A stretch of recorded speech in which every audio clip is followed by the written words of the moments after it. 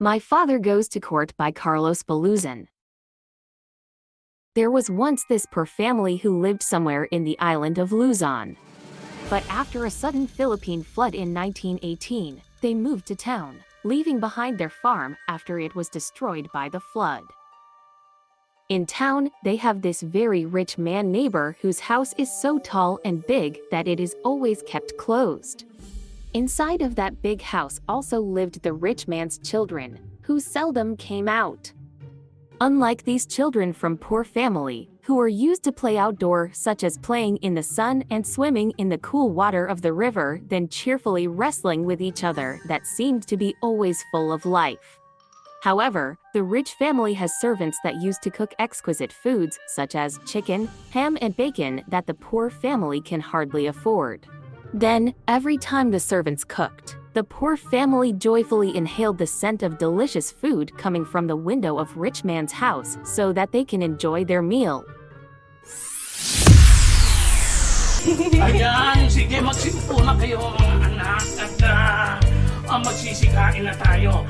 Huwag kayong babagal-bagal at baka maubusan ko kayo nitong napakasarap na ulam natin.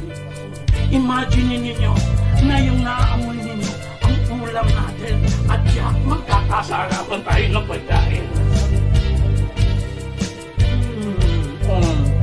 Amoy muna bago sumuko.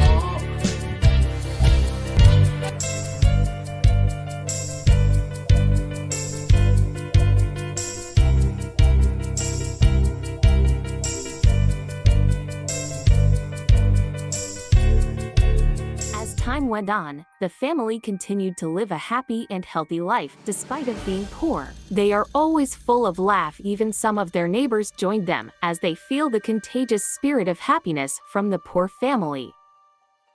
Yet, on the other side, the rich man's children became thin and anemic. They looked pale and sad. The wealthy family became ailing as their cough grew louder and louder until several nights came. Then everyone wondered how the wealthy family, who frequently ate more healthy foods than the poor family, got sickly. Until the unexpected morning came, a policeman arrived at the house of the poor family with a complaint letter filed for them. When the poor father asked for the reason, the clerk explained that the rich man filed a complaint against them.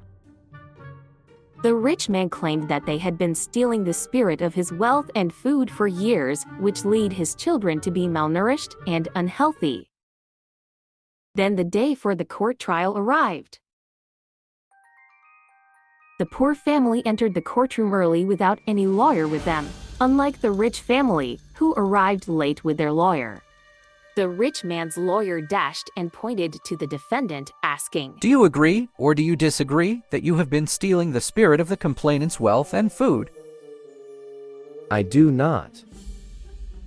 "Do you or you do not agree that while the complainant's servant cooked and fried fat legs of lamb or young chicken breast, you and your family hung outside his windows and inhaled the heavenly spirit of foods?" I agree. "Do you or do you not agree that while the complainant and his children grew sickly and tubercular, you and your family became strong of limb and fair in complexion?" I agree. "So, how will you account to that?" The father stood up from its seat, then requested to see the children of a rich man to confirm the rich man's claim. Everyone in the room was surprised to see how thin and pale the children. After that, the poor father talked with the complainant, the rich man. "Hey, rich man, do you claim that we stole the spirit of your wealth and became a laughing family, while yours became morose and sad?" Yes. "Do you claim that we stole the spirit of your food by hanging outside your windows when your servants cooked it?" Yes. "Then we are going to pay you right now." The poor father walked over to his children, then took the straw hat and began filling it with centavo pieces from his pockets. His wife and children contributed a clutch of silver pieces as well. Then he asked the judge if he might move across the courtroom, and without knowing what he was up to, the judge agreed.